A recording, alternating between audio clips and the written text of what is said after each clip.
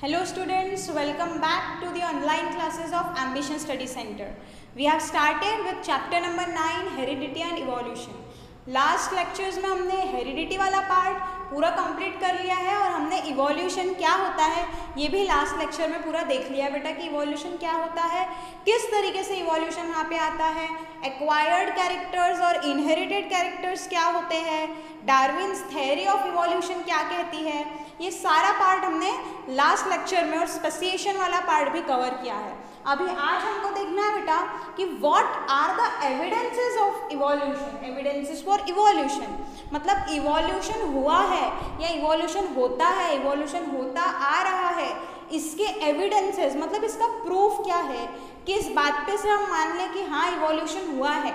ठीक है, उसका प्रूफ चाहिए ना, वो प्रूफ हमको अभी देखने हैं कि ऐसी कौन सी चीज़ें हैं या कौन से कैरेक्टरिस्टिक्स है जिसके मदद से हम बोल सकते हैं कि हाँ इवोल्यूशन हुआ है और ये इवोल्यूशन के प्रूफ है, ये इवोल्यूशन के एविडेंसेस है। तो वो अभी हमको देखना है। तो उसमें बेसिकली तीन हमको एविडेंसेस देखने हैं, एक है होमोलॉगस ऑर्गन, एक है एनालॉगस ऑर्गन और एक है फॉसिल्स। ये तीनों हैं, ये तीनों जो चीज़ें हैं वो एविडेंस ऑफ इवोल्यूशन जैसे कैसे काम कर रही है, कैसे वो प्रूव करते हैं कि वहाँ पे हाँ वाकई में इवोल्यूशन हुआ है बेटा। सो लेट्स सी, सबसे पहले हम देखते हैं होमोलॉगस ऑर्गन्स होते क्या है। What are homologous organs? First we need to see what are homologous organs. Those organs which have same basic structure but different functions. Same structure, different functions. ये चीज याद रखनी है, जिनका स्ट्रक्चर सेम है लेकिन फंक्शन अलग अलग है। देखो स्ट्रक्चर सेम है लेकिन फंक्शन अलग अलग है। अभी तक हमने इवोल्यूशन में क्या देखा बेटा? इवोल्यूशन में हमने ये सारी चीजें देखी है कि एक ही ऑर्गेनिज्म में ग्रेजुअल चेंजेस आ रहे हैं और मिलियंस ऑफ ईयर्स तक ये प्रोसेस चल रही है, जिसके वजह से अलग अलग स्पीशीज़ तैयार हो रही है, जिसके वजह से अलग अलग स्पीशीज़ तैयार हो रही है। यही इवोल्यूशन का डेफिनेशन था और यही हमने देखा था बीटल्स के एग्जाम्पल से भी। रेड बीटल से ही नई बीटल की स्पीशीज़ वहाँ पे तैयार हुई, ये सारी चीज़ें हमने देखी है। तो हम ऐसा भी तो कर सकते हैं ना बेटा, we can do this thing कि आज जो स्पीशीज़ प्रेजेंट है, आज जो अलग अलग स्पीशीज़ प्रेजेंट है वो भी कहीं ना कहीं एक कॉमन स्पीशीज से ही तैयार हुई होंगी, तभी तो हम कह सकते हैं कि इवोल्यूशन हुआ होगा। तो ये चीज़ अगर हम प्रूव कर दे, ये चीज़ अगर हम प्रूव कर दे कि आज जो अलग अलग स्पीशीज अर्थ पे प्रेजेंट है वो कहीं ना कहीं एक कॉमन स्पीशीज से ही तैयार हुई है, तो हम कह सकते हैं कि इवोल्यूशन हुआ, उस एक स्पीशीज का इवोल्यूशन हुआ तभी डिफरेंट टाइप ऑफ स्पीशीज तैयार हुई। ये हम कह सकते हैं बेटा, वो ही हमको इन एविडेंसेस के थ्रू प्रूफ करना है बेटा, यही हमको इन एविडेंसेस के थ्रू प्रूफ करना है। तो होमोलॉगस ऑर्गन्स मतलब क्या? ऐसे ऑर्गन जिनका बेसिक स्ट्रक्चर तो सेम है लेकिन वो अलग अलग फंक्शन वहाँ पे परफॉर्म करते हैं। जैसे example, four limb of man मतलब hands, hands of man. Flipper of whale मतलब वेल को वो फ्लिपर होता है ना, वेल अगर है तो ऐसा ऊपर में ऐसा फ्लिपर जैसा होता है उसको, ठीक है। उसके बाद में विंग ऑफ बैट, बैट के अगर हम विंग्स देखें, या four limb of ox, ox के जो सामने वाले पैर होते हैं वो देखें, तो इनका अगर हम देखेंगे बेटा तो बेसिक स्ट्रक्चर इनका सेम है। बेसिक स्ट्रक्चर सेम है मतलब, बेसिक स्ट्रक्चर सेम है मतलब अगर आप उनका प्रॉपर देखोगे तो उनमें बोन्स प्रेजेंट है, जॉइंट्स प्रेजेंट होते हैं, यानी structure, basic design, basic structure same है। लेकिन क्या इनका फंक्शन सेम है? ह्यूमंस जो है वो हाथ, सामने वाले हाथ किस चीज़ के लिए यूज़ करते हैं बेटा? वो किसी भी चीज़ को पकड़ने के लिए, उठाने के लिए हैंड्स का यूज़ करते हैं। लेकिन फ्लिपर ऑफ वेल की अगर हम बात करें तो वो स्विम करने के लिए यूज़ करती है। विंग ऑफ बैट उड़ने के लिए यूज़ करता है and four limb of aux चलने के लिए यूज़ होता है। यानी भले ही ये चारों ऑर्गन के स्ट्रक्चर सेम है लेकिन चारों के फंक्शंस अलग अलग है। मतलब ये चारों क्या हो गए बेटा? ये चारों हो गए होमोलॉगस ऑर्गन्स। समझ में आ रहा है? सबके स्ट्रक्चर सेम है लेकिन हर एक का फंक्शन अलग है, फंक्शन अलग है तो वो हो गए homologous organs. Now all these four limbs are evolved from common ancestor having basic basic design limb. अब हम क्या देख रहे हैं यहाँ पे, हम देख रहे हैं कि ये चारों जो है उनके फंक्शन भले ही अलग हो लेकिन स्ट्रक्चर सेम है, उनका स्ट्रक्चर सेम है। उनका स्ट्रक्चर जब सेम है तो क्या हम ऐसा कह सकते हैं बेटा कि वो इवॉल्व हुए होंगे किसी एक कॉमन एंसेस्टर से जिसका एकदम बेसिक डिजाइन का लिम्ब होगा, जो उसका लिम्ब है यानी उसके हाथ, लिम्ब मतलब हाथ पैर जो होते हैं उसको हम लिम्ब्स बोलते हैं। तो उनका जो एंसेस्टर मतलब क्या, पूर्वज, एंसेस्टर मतलब क्या, पूर्वज, है ना। सो हम कह सकते हैं बेटा कि इनका स्ट्रक्चर सेम है, मतलब ये किसी एक कॉमन एंसेस्टर से तैयार हुए होंगे जिसके लिम्ब का डिज़ाइन एकदम बेसिक था। उसमें जब इवोल्यूशन हुआ तो ऐसे अलग अलग एनिमल्स बने जिसमें अलग अलग लिम्ब्स थे और अलग अलग लिम्ब्स के फंक्शन थे, लेकिन क्योंकि वो एक कॉमन एंसेस्टर, कॉमन पूर्वज से ही इवॉल्व होके बने तो उनका बेसिक स्ट्रक्चर थोड़ा बहुत सेम होता है ना, थोड़ा बहुत सेम होता है। तो ये प्रूव कर रहा है ना बेटा कॉमन एंसेस्टर से इवॉल्व हुए। इसका मतलब क्या, ये जो होमोलॉगस ऑर्गन्स है they can be use as evidences for evolution. Evolution को प्रूव कर रहा है ना, समझ में आ रहा है। जैसे कि हम देखते हैं, आप भाई बहन अगर है, ठीक है, बहुत भाई बहन अगर है तो उनमें बहुत ज़्यादा सिमिलैरिटीज़ होते हैं, बहुत सिमिलर होते हैं, एक दूसरे से रिलेटेड होते हैं, है ना, एक दूसरे से रिलेटेड होते हैं। और उनका कॉमन एंसेस्टर, सबसे नज़दीक वाला कॉमन एंसेस्टर कौन हो जाएगा, जो सगे भाई बहन है उनमें पेरेंट्स हो जाएंगे बेटा। लेकिन अगर हम वहीं पे बात कर रहे हैं आपकी और आपके कज़न की, आपके चाचा के लड़के की, आपके अंकल के लड़के की, तो आप में भी सिमिलैरिटीज़ होंगी लेकिन बहुत से वहाँ पे थोड़े वेरिएशंस भी हमको देखने को मिलेंगे। और तब जाके हम देखेंगे कि उन आप दोनों के बीच में, आपके और आपके कज़न के बीच का अगर कॉमन एंसेस्टर की हम बात करें तो आपके कॉमन एंसेस्टर कौन हो जाएंगे, आपके ग्रैंड पेरेंट्स। मतलब अगर कोई चीज़ ज़्यादा रिलेटेड है तो उनका कॉमन एंसेस्टर रिसेंट वाला है, जैसे पेरेंट्स, है ना। और अगर कोई चीज़ ज़्यादा क्लोजली रिलेटेड नहीं है तो इसका मतलब रिलेटेड तो है बट उतनी क्लोजली रिलेटेड नहीं है। इसका मतलब ऐसा नहीं है कि उनका कॉमन एंसेस्टर ही नहीं होगा, सॉरी, उनका कॉमन एंसेस्टर भी होगा लेकिन थोड़ा सा बेटा पुराना, मतलब पहले होगा, पहले रहा होगा उनका कॉमन एंसेस्टर। समझ में आ रहा है। जैसे इस केस में ग्रैंड पेरेंट्स था। तो ये सारे रिलेटेड है एक दूसरे से, स्ट्रक्चर सेम है, स्ट्रक्चर सेम है, यानी इनका एंसेस्टर रहा होगा कोई ना कोई कॉमन जिसका बेसिक लिम्ब डिज़ाइन होगा। बहुत ज़्यादा सिमिलर नहीं है, मतलब बहुत रिसेंटली इनका कॉमन एंसेस्टर नहीं होगा, लेकिन 100 साल पहले, हज़ारों साल पहले तो कोई ना कोई इनका कॉमन एंसेस्टर होगा ना, जिनका बेसिक लिम्ब डिज़ाइन होगा और उसका इवोल्यूशन होके ये अलग अलग ऑर्गेनिजम्स बने। तो ये हो गया हमारा होमोलॉगस ऑर्गन्स।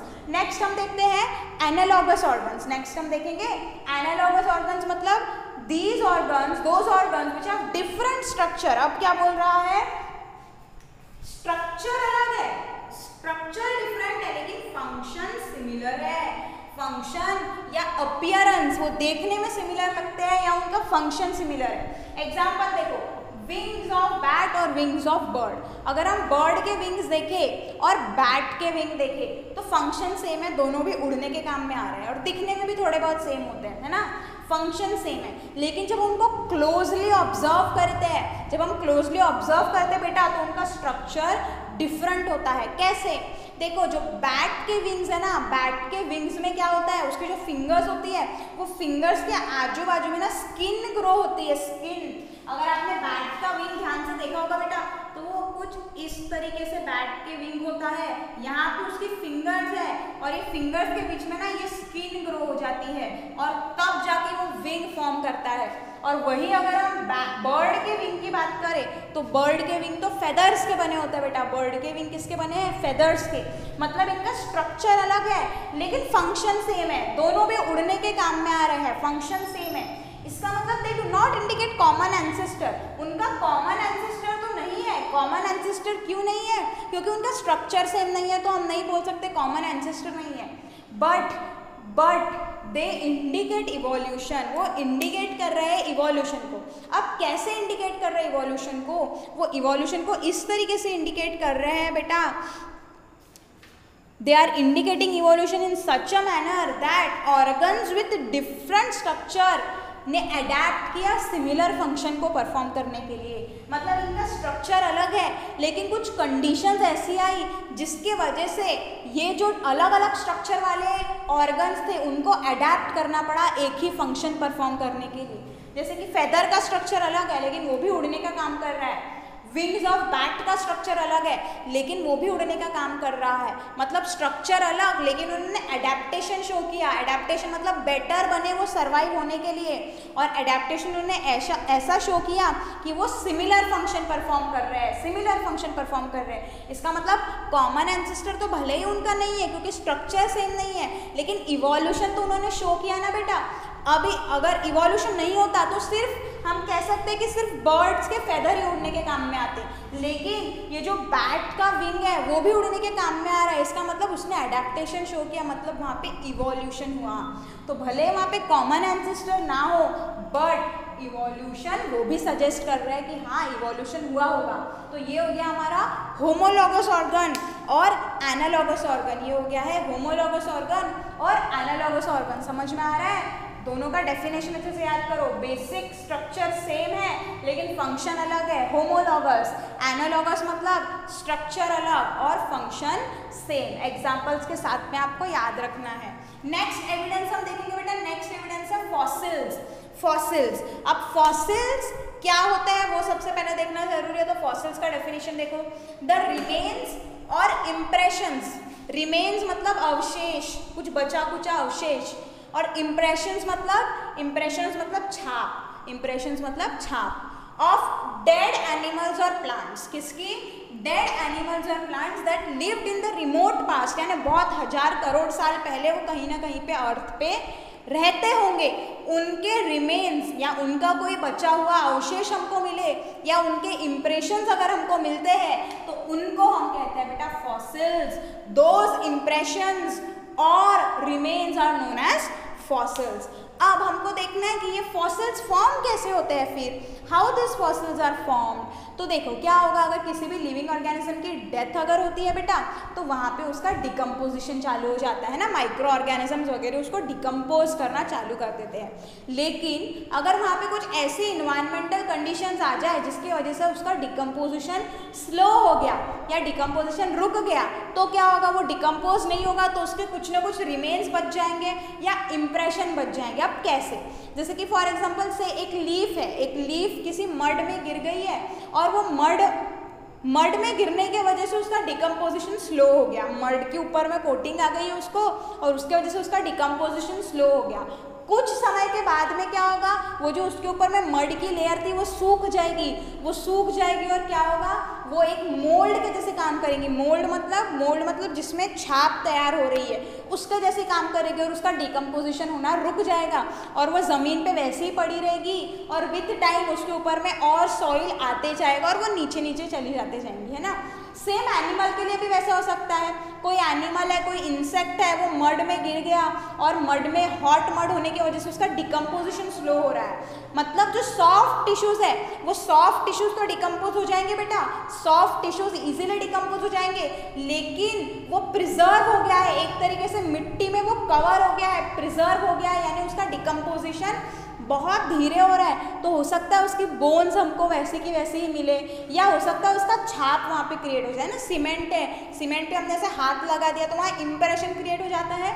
वैसे ही ये एनिमल्स और प्लांट का इम्प्रेशन वहाँ तैयार हो सकता है या बोन्स वगैरह के हमको रिमेन्स भी मिल सकते हैं और वो वैसे ही प्रिजर्व होकर रह जाते हैं बेटा। क्यों? क्योंकि जैसे जैसे समय आगे बढ़ता जाएगा तो उसके ऊपर में नया सॉइल वगैरह जमा होते जाता है और वो ज़मीन में नीचे धंसते चले जाएंगे विथ थाउजेंड्स ऑफ ईयर्स, और इस तरीके से फॉसिल्स फॉर्म होते हैं। इस तरीके से फॉसिल फॉर्म होते हैं। हम न्यूज़ वगैरह में देखते ही रहते हैं कि जहाँ पे खुदाई वगैरह का, डिगिंग का काम चलते रहता है तो वहाँ पे ऐसे फॉसिल्स वगैरह मिलते ही रहते हैं बेटा।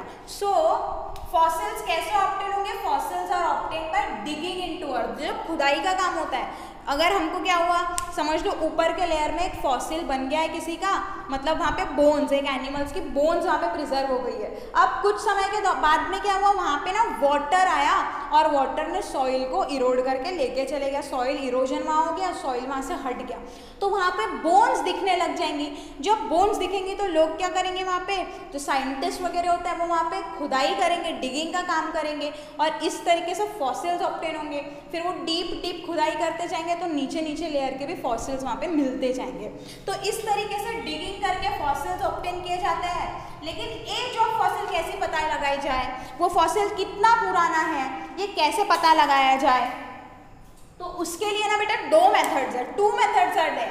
One is relative method and another is carbon dating method. One is relative method and another is carbon dating method. ये दो तरीके से हम फॉसिल की एज यानी फॉसिल कितना पुराना है, मतलब कितने साल पहले वो एनिमल या प्लांट की डेथ हुई होगी वो हम पता लगा सकते हैं। तो रिलेटिव मेथड बहुत सिंपल है। Fossils in layer closer to surface of earth are recent once.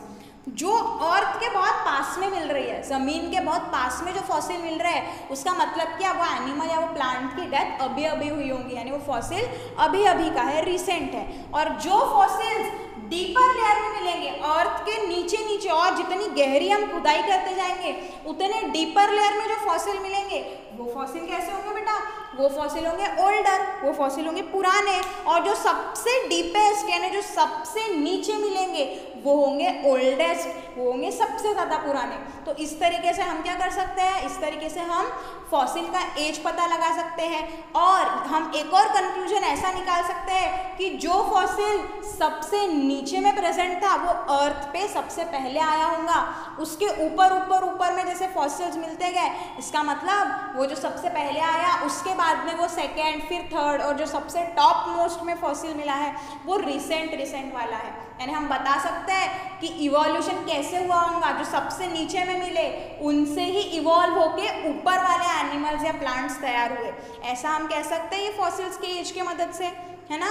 और दूसरा है हमारा कार्बन डेटिंग मेथड। अब देखो कार्बन डेटिंग मेथड ऐसा है, इसमें थोड़ा सा कंसेप्ट आपको समझना पड़ेगा। देखो कार्बन डेटिंग मेथड, हमको पता है कि जो भी फॉसिल हमको मिला है वो एनिमल या प्लांट एक समय पे लिविंग था, एक समय पे जिंदा था।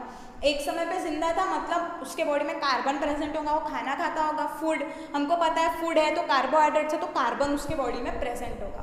कार्बन का एटॉमिक नंबर होता है 6 और एटॉमिक मास होता है उसका बेटा 12, C12।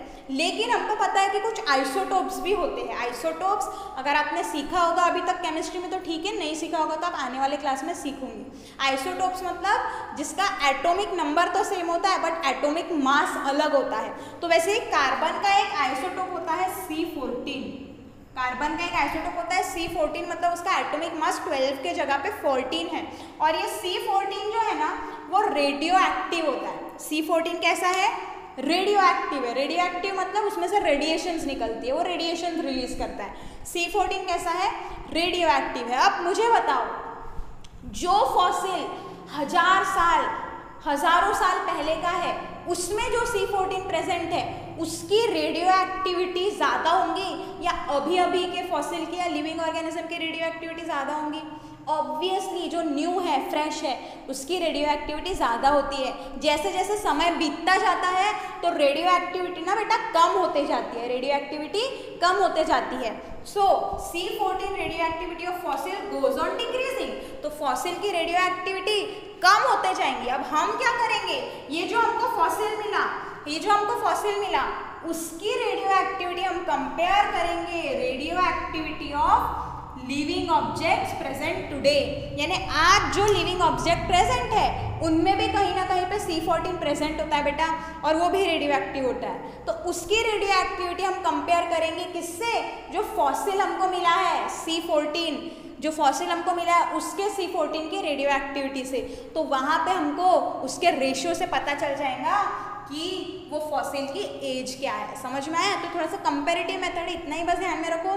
फॉसिल जैसे पुराना होते जाता है उसकी रेडियो एक्टिविटी कम होते जाती है, उसकी रेडियो एक्टिविटी हम कंपेयर करेंगे प्रेजेंट लिविंग ऑर्गेनिज्म की रेडियो एक्टिविटी से, और उसको ही बोला जाता है बेटा कार्बन डेटिंग मेथड। उससे भी हम एज ऑफ फॉसिल पता लगा सकते हैं। सो फॉसिल्स की मदद से हम स्टडी कर सकते हैं ऐसे स्पीशीज की जो एक्सटिंक्ट हो चुकी है, मतलब जो अर्थ से अभी गायब हो चुकी है, जो अभी लिविंग नहीं है, जैसे कि डायनासोर्स। हमको कैसे पता चला कि अर्थ पे डायनासोर्स थे?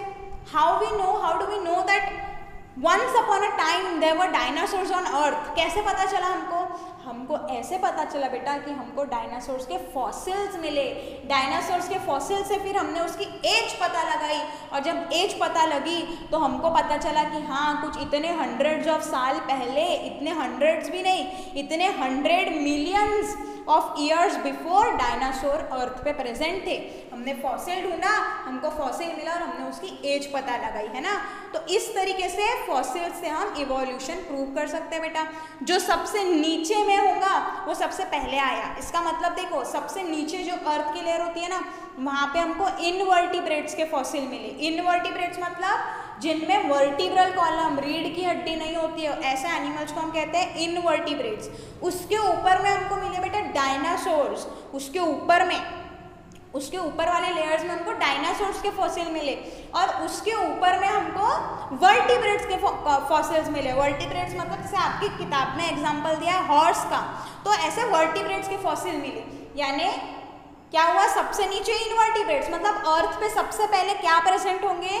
अर्थ पे सबसे पहले प्रेजेंट थे इनवर्टिब्रेट्स, यानी बहुत बेसिक ऑर्गेनिजम्स। उसके बाद अर्थ पे कौन आया होगा? डायनासोर्स। और उसके बाद में कौन आए होंगे? वर्टिब्रेट्स। मतलब इनवर्टिब्रेट्स पहले आए, वर्टिब्रेट्स बाद में आए। क्यों? क्योंकि इनवर्टिब्रेट का जो फॉसिल है वो हमको डीपर लेयर में मिला, और वर्टिब्रेट्स का फॉसिल हमको अर्थ के सरफेस के थोड़ा पास में मिला, यानी वो बाद में आए होंगे। यहाँ से हम बता सकते हैं कि वर्टिब्रेट्स जो है वो कहाँ से इवॉल्व हुए? वर्टिब्रेट्स कहीं ना कहीं इनवर्टिब्रेट्स से इवॉल्व हुए हैं। सो ये जो फॉसिल्स है, इससे भी हम इवोल्यूशन की स्टडी कर सकते हैं बेटा। समझ में आ रहा है? समझ में आ रहा है?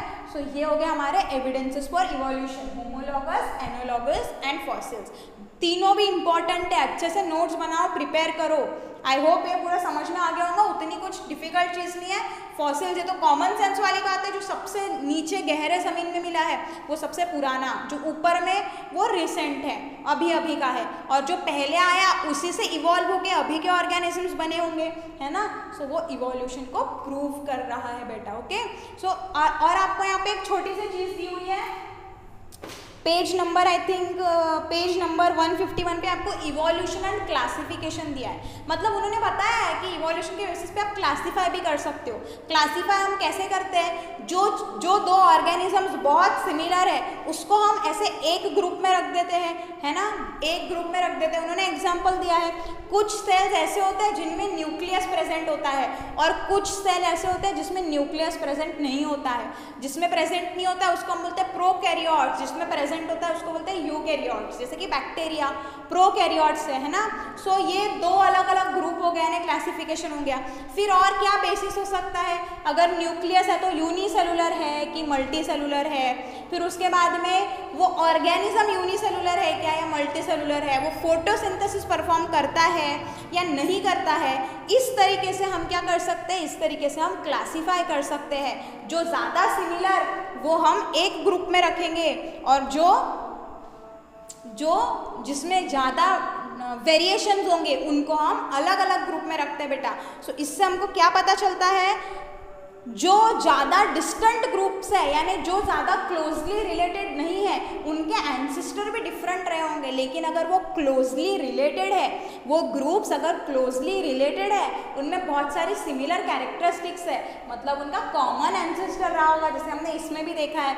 तो क्लासिफिकेशन के बेसिस पे हमने एक हायरार्की डेवलप की, मतलब बहुत सिमिलर है तो एक ग्रुप में रखो, फिर वेरिएशंस आया तो उसको दूसरे ग्रुप में करते जाओ, ऐसे अलग अलग हम डिवाइड करते चले गए। और अगर हम उल्टा जाए टाइम में, अगर हम उल्टा जाए मतलब आज जो स्पीशीज़ प्रेजेंट है हम देखेंगे उनमें ये कॉमन कैरेक्टर्स है, फिर वो जो स्पीशीज़ थी उसमें कौन सी कॉमन कैरेक्टरिस्टिक्स थी। ऐसा अगर हम देखना जाए तो हम क्या कर सकते हैं? We can go back to the time जब एक ही स्पीशीज़ प्रेजेंट थी और वो एक ही स्पीशीज़ से इवॉल्व होके अलग अलग स्पीशीज़ बनी, तभी तो हम क्लासीफाई कर पाए। जो ज़्यादा सिमिलर था उसको एक ग्रुप में रखा। समझ में आया? तो इस तरीके से इवोल्यूशन के बेसिस पे क्लासिफिकेशन भी हम कर सकते हैं। छोटा सा कंसेप्ट आपको दिया हुआ है, that you can take a read from page number 151 and 152। तो यहाँ पे उसके बाद हमने एविडेंसेस फॉर इवोल्यूशन देखा है। Next we will see evolution by stages. Okay, I hope ये पूरा समझ में आ गया होगा। अभी हम देखते हैं इवोल्यूशन बाय स्टेजेस। और आप लोग अपनी अटेंडेंस बार बार लगाते रहो बेटा, बार बार लगाते रहो, मेरे को बोलने की ज़रूरत नहीं पड़नी चाहिए, आते बराबर आपको अटेंडेंस लगा देनी है और हर 15-20 मिनट में अपनी अटेंडेंस वहाँ पे आप लगाते रहिए। ओके, नेक्स्ट टॉपिक अब देखते हैं।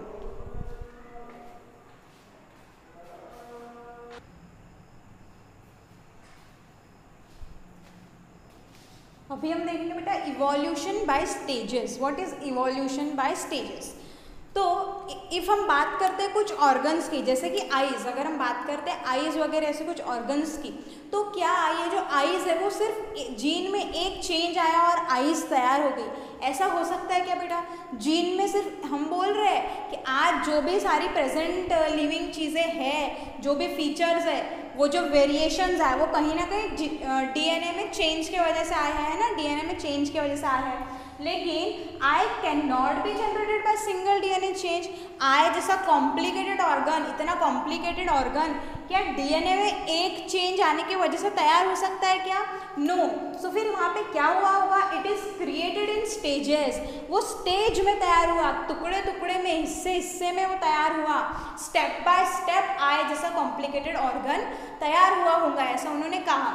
सो इफ़ हम देखें तो हमको ऐसा, ये अगर हुआ है, ये चीज़ अगर हुई है, स्टेजेस में अगर आय तैयार हुआ है, तो इसका सबूत भी होना चाहिए। मतलब हमको कुछ एनिमल्स में ऐसी भी आय दिखनी चाहिए जो प्रॉपरली डेवलप्ड नहीं हो, तो ही तो हम मानेंगे ना कि आय का डेवलपमेंट स्टेजेस में हुआ होगा।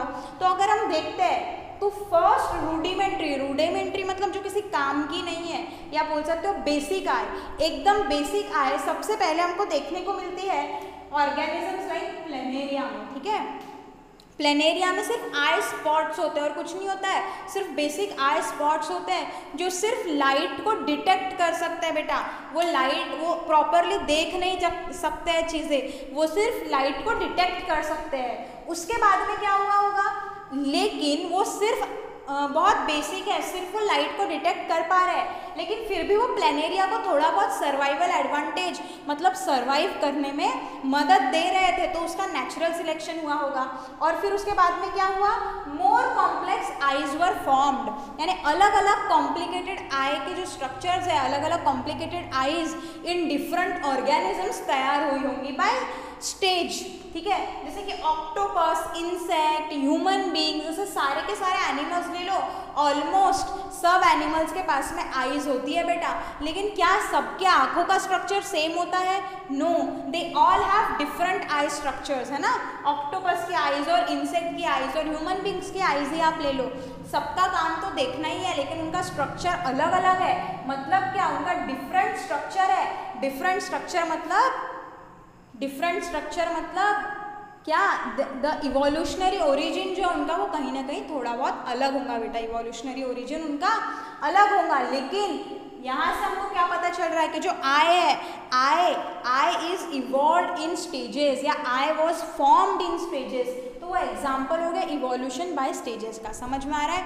इतने कॉम्प्लिकेटेड ऑर्गन्स जो है, इतने कॉम्प्लिकेटेड ऑर्गन्स सिर्फ एक चेंज इन डीएनए में के वजह से नहीं तैयार हो सकता है। इतने कॉम्प्लिकेटेड ऑर्गन सिर्फ वन चेंज इन डीएनए के वजह से तैयार नहीं हो सकते हैं। और हमको यहाँ पे इतने अलग अलग स्ट्रक्चर्स ऑफ आई देखने को मिल रहा है, इसका मतलब उनका सबका इवोल्यूशनरी ओरिजिन अलग रहा होगा। समझ में आ गया? सबसे पहली आई हमको प्लेनेरिया में देखने को मिली, जो सिर्फ आई स्पॉट्स है और वो पूरा अच्छे से देख नहीं सकता है। इसका मतलब स्टेजेस में इवोल्यूशन होता गया और इस तरीके से अलग अलग आई के स्ट्रक्चर्स अलग अलग ऑर्गेनिज्म में हमको देखने को मिल रहे हैं। सो ये एग्जांपल है इवोल्यूशन बाय स्टेजेस। समझ में आया?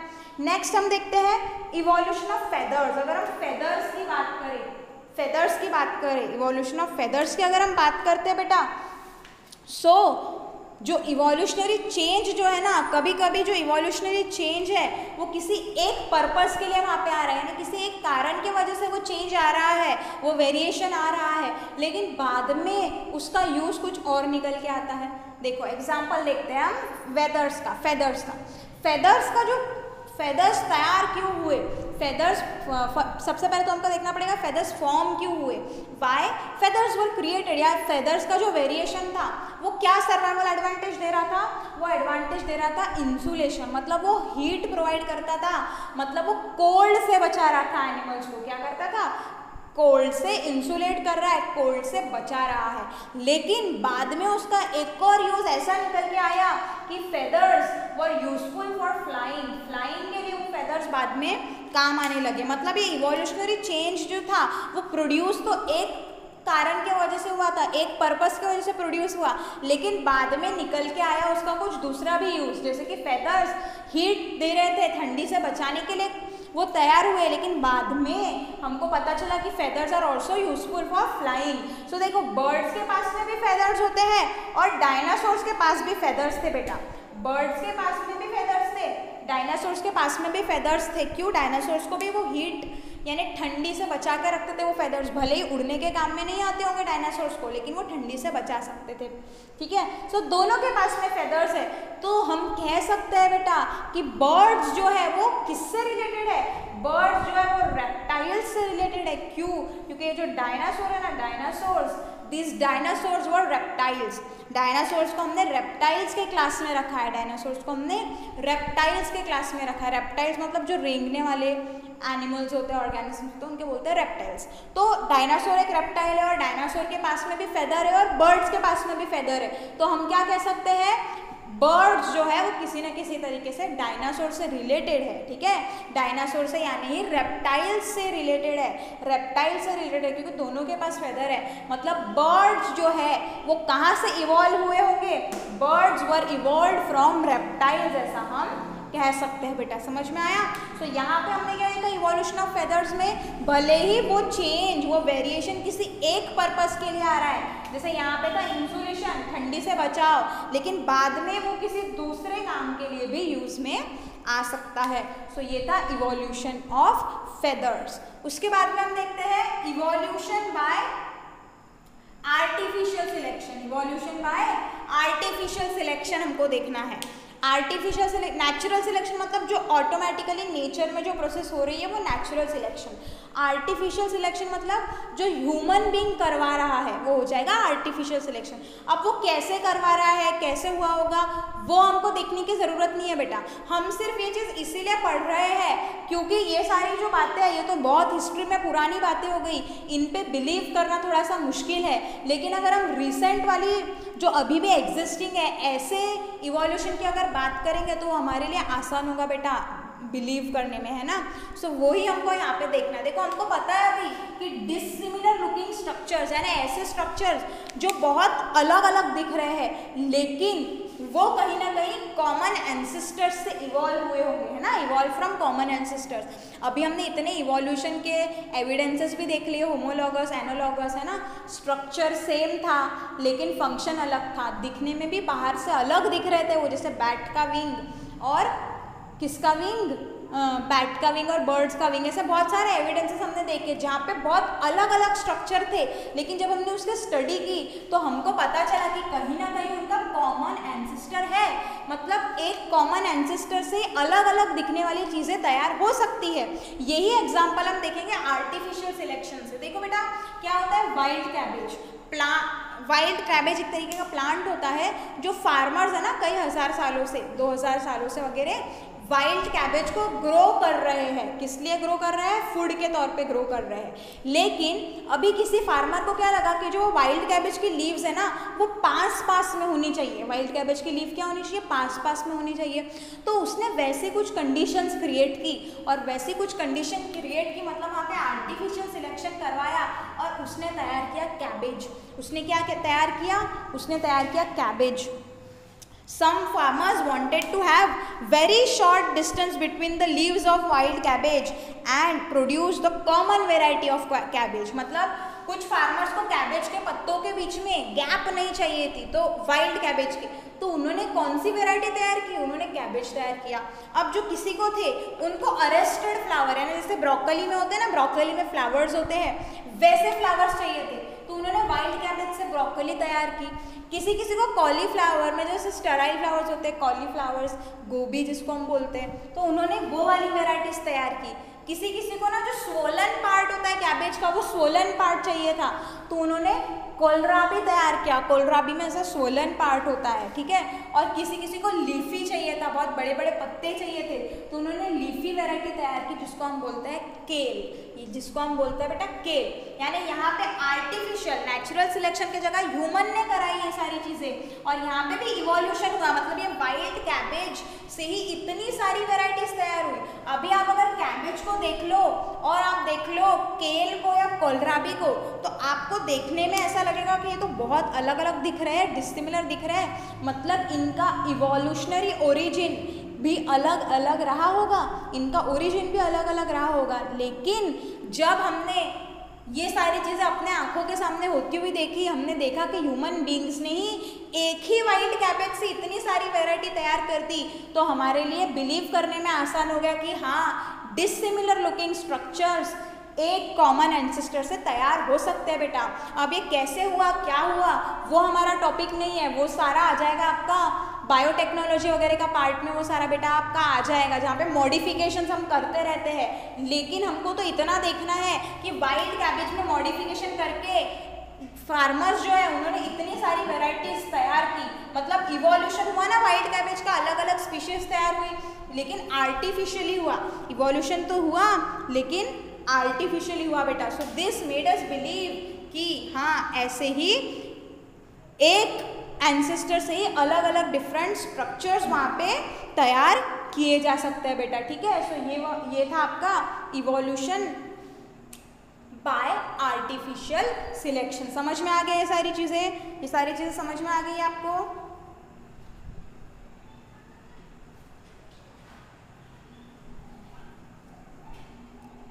ओके, अब आपके टेक्स्ट बुक में एक छोटा सा कंसेप्ट यहाँ पे दिया है, मॉलिक्यूलर फाइलोजेनी। तो हम यहाँ पे देखते हैं कि जो सारी वेरिएशंस आ रहे हैं, जो भी वेरिएशंस आ रहे हैं, वो वेरिएशंस कहीं ना कहीं बेटा डीएनए में चेंज की वजह से आते हैं। डीएनए में चेंज हो गया, डीएनए पे जीन होते हैं, मतलब जीन में चेंज हो गया। और जीन क्या तैयार करता है बेटा? जीन के पास में इंफॉर्मेशन होती है प्रोटीन बनाने की। हम देख चुके हैं पहले के क्लासेस में, जब हमने हेरिडिटी वाला देखा था, how traits are controlled by gene, ये टॉपिक देखा था, तो हमने देखा था जीन प्रोटीन बनाने की इंफॉर्मेशन रखते हैं। अब अगर ये जीन में चेंज आ गया तो प्रोटीन में भी चेंज आ जाएगा, है ना। यानी कहीं ना कहीं पे जीन में चेंज आया,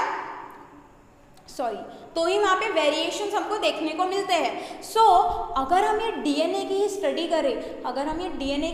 करें, और हमको दो ऑर्गेनिज्म के बीच के डीएनए में काफ़ी ज़्यादा सिमिलैरिटीज़ दिख रही है, तो हम बोल सकते हैं ना बेटा कि इनके बीच में बहुत सिमिलैरिटी है, मतलब इनका एंसेस्टर कॉमन रहा होगा। या अगर हमको किसी के बीच में बहुत सारे वेरिएशंस दिख रहे हैं, वेरिएशंस क्यों आए? क्योंकि डीएनए में चेंज की वजह से वेरिएशंस आए। और अगर फिर हम इनके डीएनए की स्टडी करें तो हमको पता चलेगा कि इनका डीएनए तो आपस में बहुत अलग अलग है, इनका डीएनए डिफरेंट है, मतलब इनका कॉमन एंसेस्टर नहीं रहा होगा। तो मॉलिक्यूलर फाइलोजेनी में हम वही करते हैं बेटा, मॉलिक्यूलर फाइलोजेनी में हम डीएनए की स्टडी करते हैं, और जिसके डीएनए में बहुत ज़्यादा सिमिलैरिटीज़ रहेंगी, हम कह सकते हैं कि इनका कॉमन एंसेस्टर रहा होगा, और ये बहुत क्लोजली रिलेटेड ऑर्गेनिजम्स है। इनको हम एक ही ग्रुप में रख सकते हैं बेटा, है ना, एक ही ग्रुप में रख सकते हैं, यानी हम एक क्लासिफिकेशन तैयार कर सकते हैं।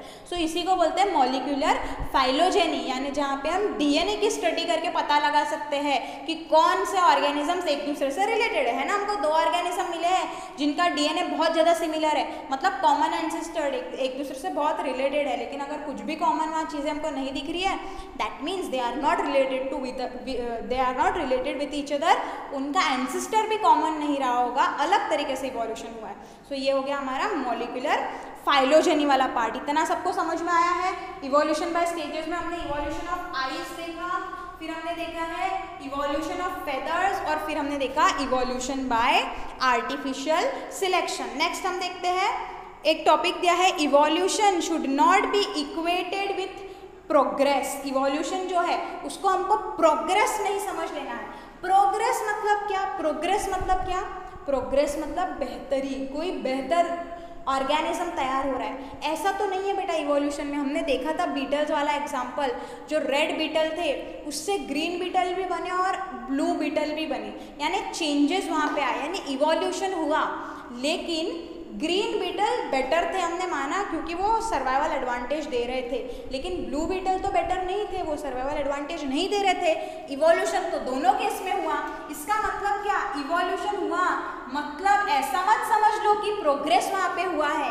It is just production of diversity, it is just production of diversity, यानी वहाँ पे विविधता तैयार हो रही है, अलग अलग ऑर्गेनिजम्स तैयार हो रहे हैं। क्यों? नेचुरल सिलेक्शन की वजह से, जेनेटिक ड्रिफ्ट की वजह से अलग अलग डाइवर्सिटी, अलग अलग स्पीशीज वहाँ तैयार हो गई बेटा। लेकिन इसका ये मतलब नहीं है कि कोई एक स्पीशीज दूसरे स्पीशीज से बेहतर ही होंगी। एक नई स्पीशीज तैयार हुई मतलब वो बेहतर ही है पुराने वाले इससे, मतलब वहाँ प्रोग्रेसिव डेवलपमेंट ही हुआ है, ऐसा जरूरी नहीं है। हमने ब्लू बीटल वाले एग्जाम्पल में देखा, एक नया बीटल वहाँ तैयार हुआ, लेकिन वो बेटर है क्या रेड बीटल से? ऐसा नहीं था, मतलब हम प्रोग्रेस हुआ, ये बिल्कुल भी ऐसा हम नहीं कह सकते बेटा।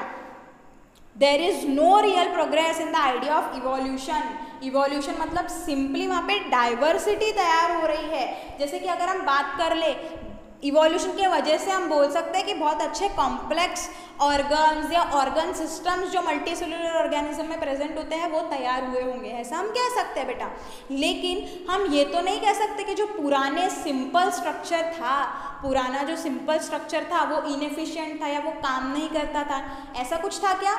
नो, वो भी इफिशिएंट था, यानी जो भी नई चीज़ तैयार हो रही है वो बेहतर ही है, ऐसा जरूरी नहीं है। उल्टा अगर हम देखें तो बैक्टीरिया जो इतना प्रिमिटिव है, जहाँ पे ज़्यादा डेवलपमेंट भी नहीं हुआ है, वो तो ह्यूमन बींग से भी ज़्यादा एडवर्स कंडीशन, जैसे कि हाई टेम्परेचर या एंटार्क्टिक पोल जहाँ पे माइनस में टेम्परेचर होता है, ऐसे रीजन पे भी बैक्टीरिया सर्वाइव कर सकते हैं, जबकि वहाँ पे ज़्यादा इवोल्यूशन भी नहीं हुआ है। इसका मतलब हम ऐसा ना समझ लें कि इवोल्यूशन हुआ मतलब वहाँ पे प्रोग्रेस हुआ, ऐसा बिल्कुल भी हमको समझना नहीं है। इवोल्यूशन का सिंपल मतलब है कि वहाँ पे प्रोडक्शन ऑफ डाइवर्सिटी, अलग अलग वेराइटी तैयार हो रही है प्लांट्स की, एनिमल्स की, लेकिन वो वेराइटी पिछले वेराइटी से बेहतर है, ऐसा हम नहीं कहेंगे। क्योंकि हमने देखा कि रेड बीटल से ग्रीन बीटल तैयार हुए, लेकिन इसका मतलब ऐसा नहीं है कि रेड बीटल खत्म हो जाएंगे, नो, नई वेराइटी तो तैयार होंगी, लेकिन पुरानी वाली वेराइटी भी वैसी की वैसी ही रहती है बेटा। ओके, सो ये बेसिक चीज़ है कि इवोल्यूशन मतलब ऐसा मत समझ लो कि प्रोग्रेस वहाँ पे हो रहा है, जरूरी नहीं है कि कोई बेटर चीज़ वहाँ तैयार हो, वहाँ पे सिर्फ अलग अलग वेराइटी तैयार होंगी। ओके, नेक्स्ट हम थोड़ा सा देखते हैं about human evolution. We will study about human evolution. जिस तरीके से हम फॉसिल्स वगैरह की स्टडी करके हम बाकी एनिमल्स की इवोल्यूशन की पता कर सकते हैं, वैसे ही हम ह्यूमन बीइंग की इवोल्यूशन का भी सेम तरीके से पता कर सकते हैं। फॉसिल्स, ह्यूमन बीइंग्स के भी बहुत सारे फॉसिल्स मिले हैं बेटा, उससे हम उनकी एज पता लगा सकते हैं। फिर हम डीएनए के मदद से भी पता लगा सकते हैं ना, डीएनए की स्टडी करके जो हमने मॉलिक्यूलर फाइलोजेनी वाला थोड़ा पार्ट देखा, उसके मदद से भी हम ह्यूमन बीइंग्स की स्टडी कर सकते हैं, ह्यूमन बींग्स की इवोल्यूशन की। अब देखो, पहले ऐसा होता था ना, रेसिज्म बहुत था। रेसिज्म मतलब क्या? Black people, white people, yellow people, है ना, ऐसे उनके ब्राउन पीपल, उनके स्किन कलर के हिसाब से अलग अलग रेसेस तैयार करती थी, और लोग ऐसा भी बिलीव करते थे कि ब्राउन पीपल है या ब्लैक लोग है तो उनका इवोल्यूशनरी ओरिजिन अलग रहा होगा, यानी उनका एंसेस्टर अलग होगा, और वाइट अगर वो है स्किन में तो उसका एंसेस्टर अलग होगा। लेकिन जैसे जैसे ये स्टडी हुई बेटा ह्यूमन इवोल्यूशन की, तो पता चला कि ऐसा बिल्कुल नहीं है।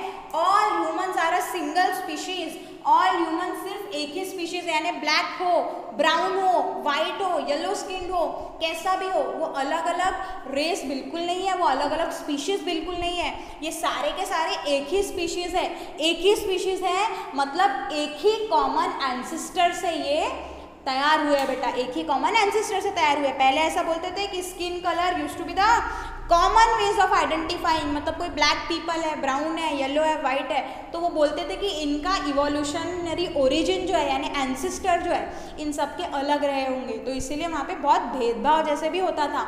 लेकिन बाद में ऐसा पता चला कि सब सिंगल स्पीशीज है।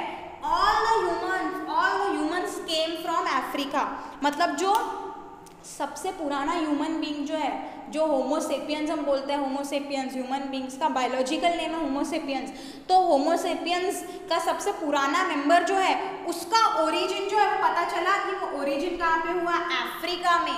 अफ्रीका में, मतलब उसके फॉसिल्स अफ्रीका में मिले होंगे, है ना। यानी सारे के सारे ह्यूमन बींग्स, चाहे वो आज इंडिया में हो, अमेरिका में हो, कहीं पे भी हो, जितने भी ह्यूमन बींग्स है सारे सेम स्पीशीज है और सारे के सारे का कॉमन एंसेस्टर यानी ओरिजिन कहाँ पे हुआ बेटा, अफ्रीका में।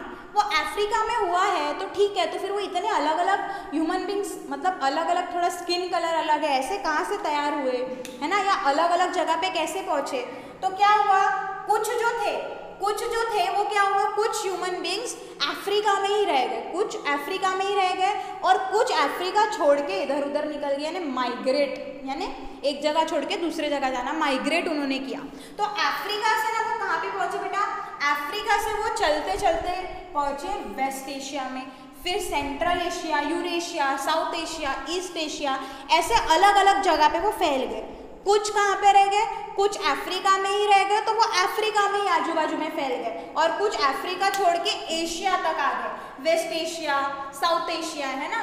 उसके बाद में वो इंडोनेशिया पहुँचे, इंडोनेशिया से फिलीपींस, फिर ऑस्ट्रेलिया और फिर इस तरीके से अमेरिका, यानी ऑल ओवर द वर्ल्ड हर तरफ वो स्प्रेड हो गए।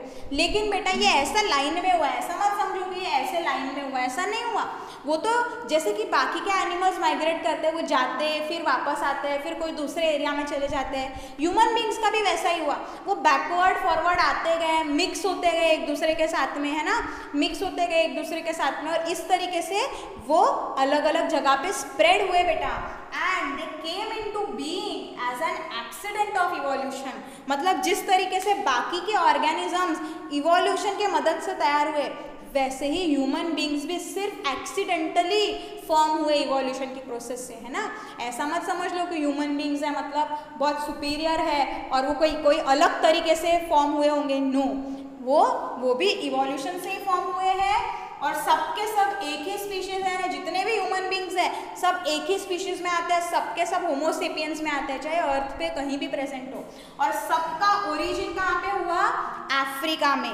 हमको कैसे पता चला मैम कि ऐसे ऐसे स्प्रेड हुए, तो हमको उनके फॉसिल्स मिले बेटा, वहाँ पे अफ्रीका में फॉसिल मिला, ऑस्ट्रेलिया में मिला, है ना। फिर हमने वो फॉसिल की एज पता लगाई, तो हमको पता चला कुछ हज़ारों सालों पहले, कुछ 100,000 साल पहले कुछ जो ह्यूमन बींग्स थे वो अफ्रीका में ही रह गए, कुछ अफ्रीका छोड़ के एशिया आ गए, कुछ अमेरिका आ गए, और सीधे सीधे वो चलते ही नहीं गए, वो जा रहे थे फिर वापस आते थे, है ना।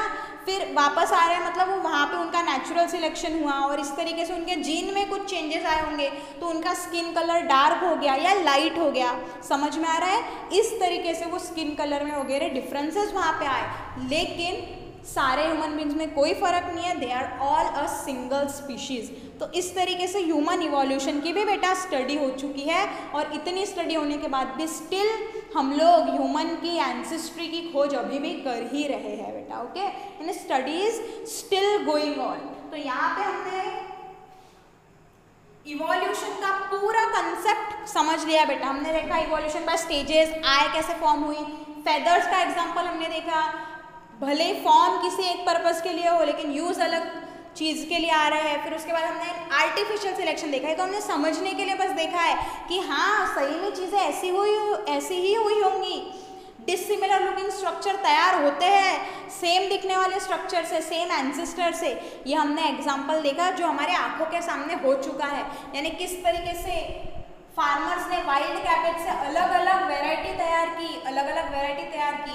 अगर हमको ये पता नहीं होता कि ह्यूमन बींग ने किया है, तो अगर हम ब्रोकली और हम केल को देखते तो हम बोलते थे कि ये दोनों तो बहुत अलग दिख रहे हैं, बहुत डिसिमिलर है, तो इसका मतलब इनके एंसेस्टर भी अलग होंगे। बट ऐसा नहीं है, क्योंकि हमने ये हमारे आंखों के सामने ह्यूमन बींग ने ये चीज़ होते हुए देखी है और ह्यूमन बींग ने ही किया है, लेकिन आर्टिफिशियल ये सारी चीज़ें की है। वो कैसे की, क्या की है, that is not our topic. हमको ये एग्जाम्पल सिर्फ इवोल्यूशन समझने के लिए देखना है। तो ये एग्जाम्पल से हमको समझ में आएगा बेटा कि भले ही वो अलग अलग दिखते हैं, कोई भी ऑर्गेनिज्म अलग अलग दिखता है, लेकिन हाँ उनका कॉमन एंसेस्टर हो सकता है।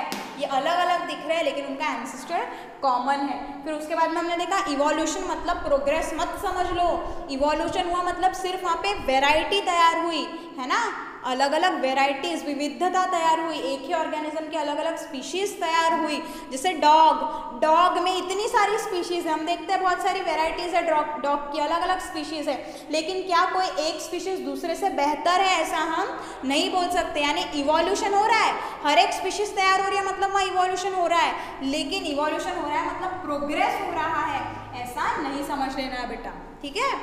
It is just production of diversity. और फिर हमने देखा ह्यूमन का इवोल्यूशन, ह्यूमन एक ही स्पीशीज़ है जिसका ओरिजिन अफ्रीका में हुआ और अफ्रीका से फिर वो हर जगह पे फैले बेटा, ओके। सो यहाँ पे हमने पूरा चैप्टर कंप्लीट कर दिया है हेरिडिटी एंड इवोल्यूशन। अच्छे से टेक्स्ट बुक से पूरी चीज़ें रीड कर लेंगे, इसके बाद में आपको कहीं पे दिक्कत आती है तो आप पूछ सकते हो बेटा, आप फ़ोन करके कंसल्ट करके पूछ सकते हो, ओके।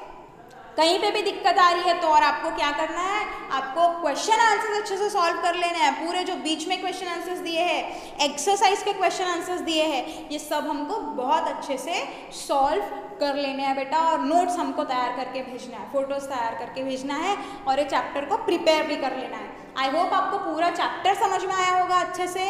अगर कहीं पे भी कोई डिफ़िकल्टी है तो आप पूछ सकते हो बेटा, और अपने नोट्स अच्छे से तैयार करो, चैप्टर प्रिपेयर करो। अब हम आज का लेक्चर यहीं पे खत्म करेंगे।